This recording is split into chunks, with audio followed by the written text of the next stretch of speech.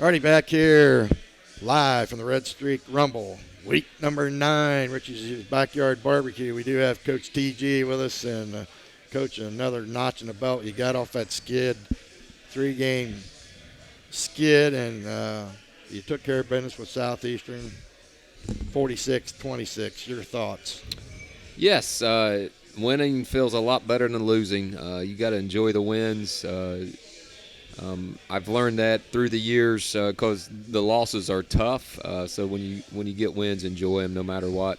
No such thing as a bad win. So I thought boys came out and played really well that first half, 34-6 at halftime.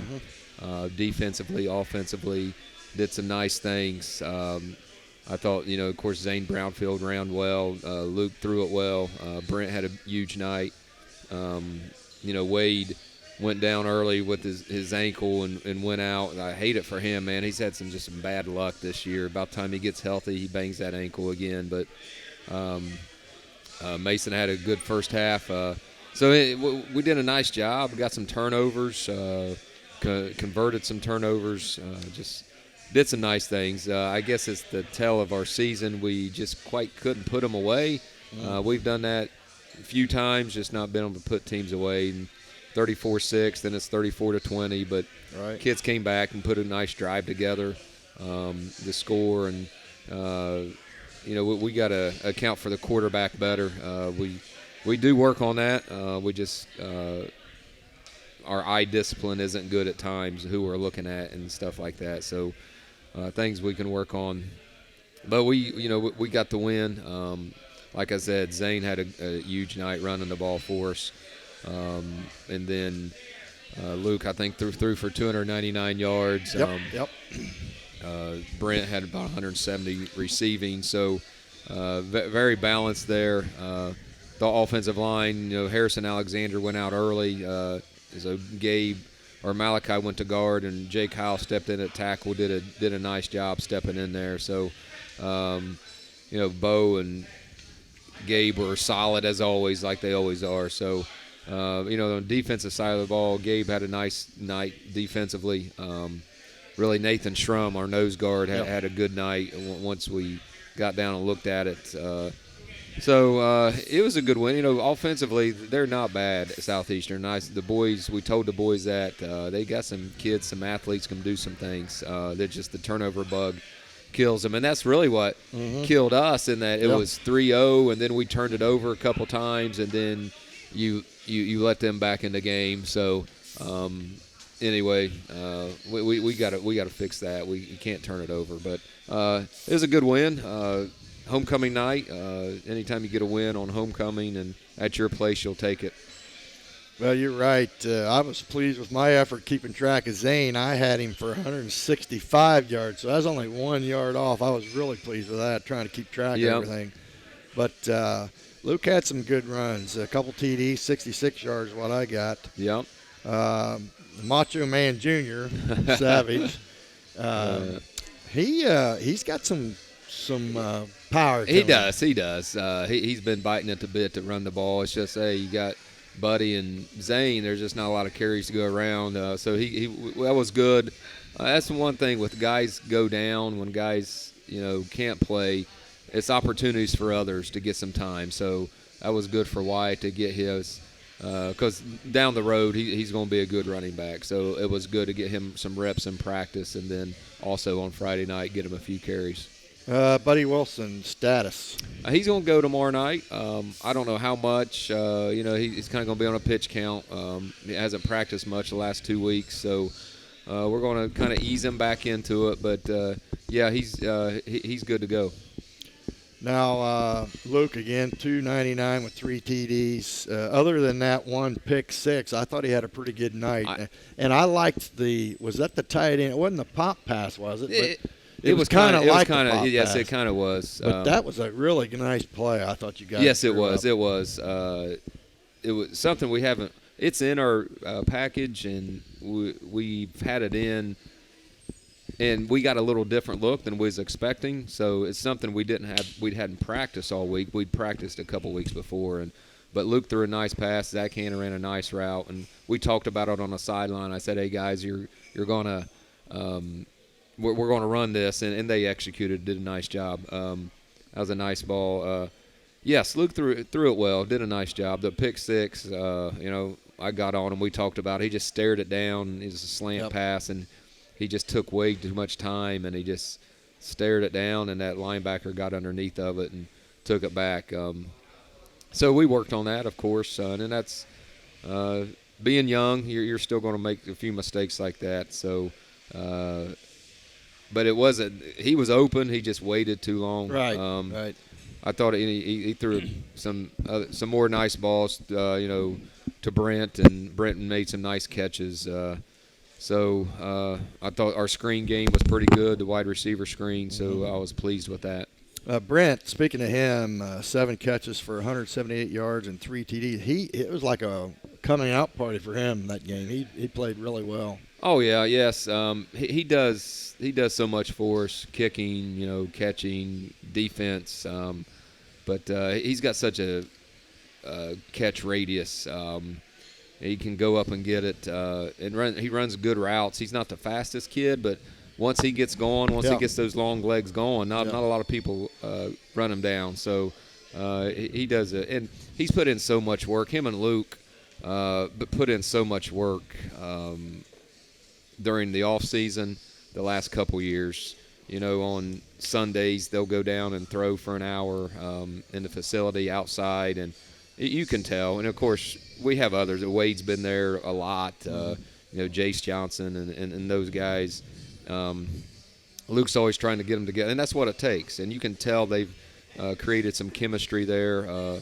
Luke's doing a better job of throwing it before the break, and that just comes with repetition. And like I said, and Brent was a quarterback for years. Right. And we moved him to wide receiver, and he never left, and he's never complained about it. He's never said anything about it, and you appreciate team first guys. And I think he enjoys the wide receiver position too, and he's pretty daggone good at it. So that's just when you have good teammates like that, good players like that, it goes a long way.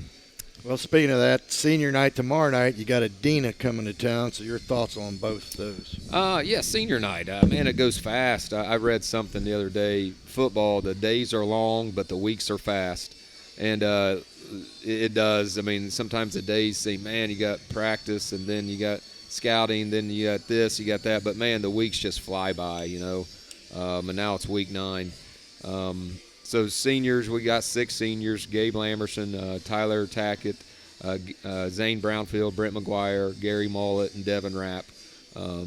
So great young men.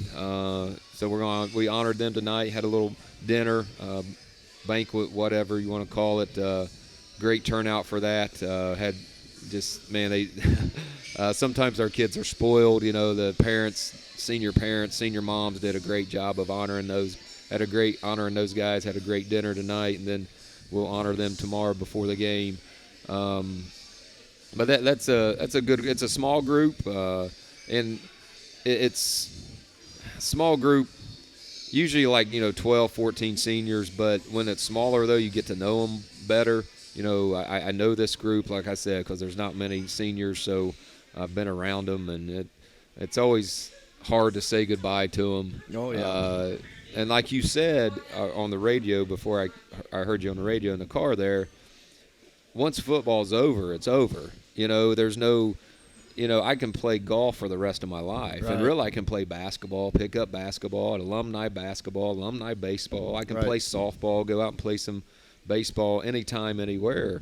But football, when it's over, it's over. You can't go back and play a tackle football game with pads, and it just doesn't happen like that. So that's one when I'm trying to get kids to play. I'm like, guys, you get one chance to do this. Take full advantage of it. Mm-hmm. It's a great time, great learning experience. So so those seniors have been good. They've been can't complain about them at all. Just great young men that do the right thing.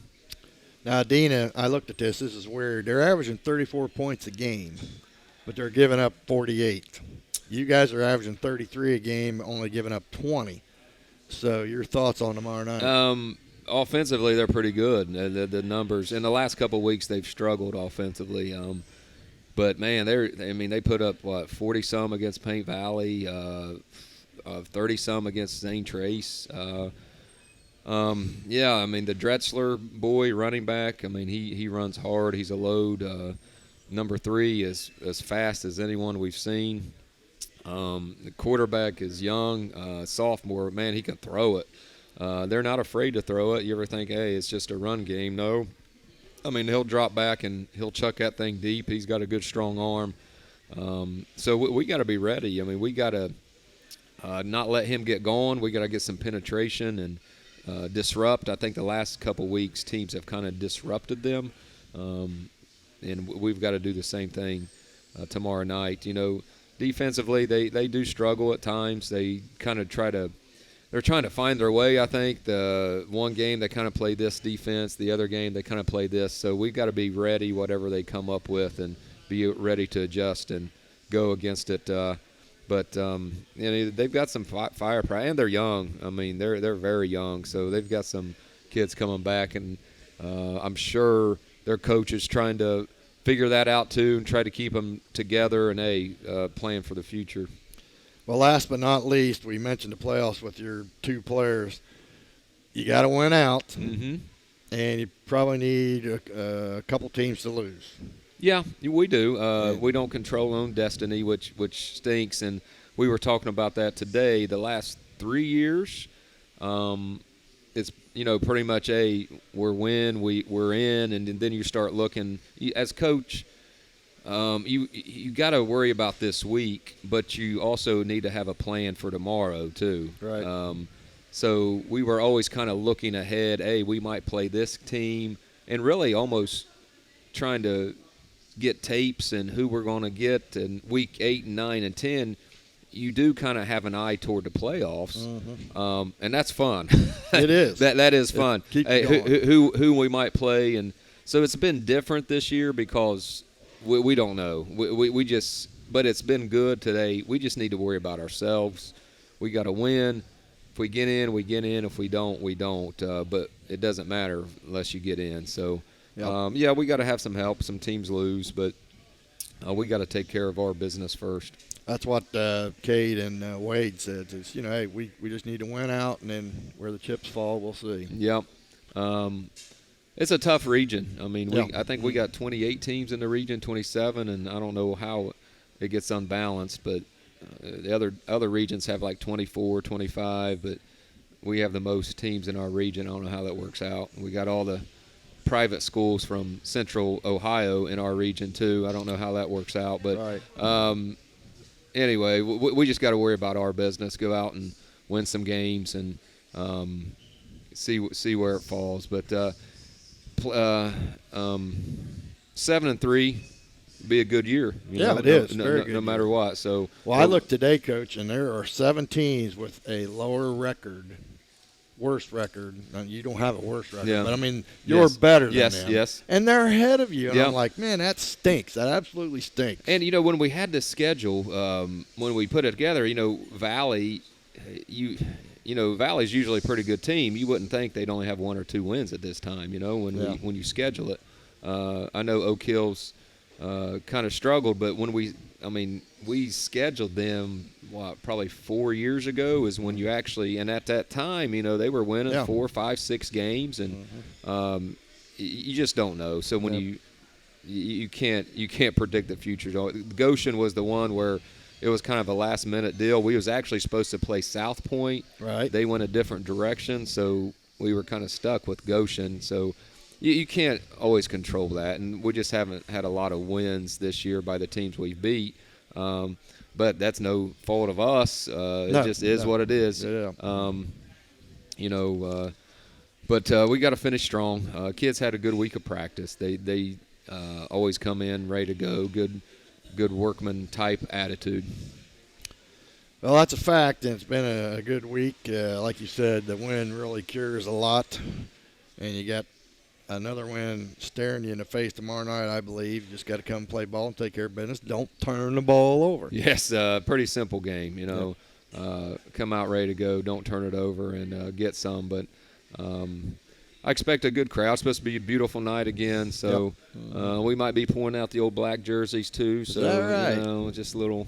Good. You know, I like them. I can see them better. That's for sure as far as the numbers.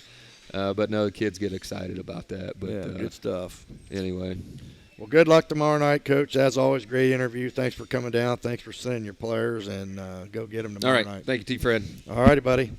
Coach Tyler Gullion, Red Streaks, the head coach, and he's looking for another win.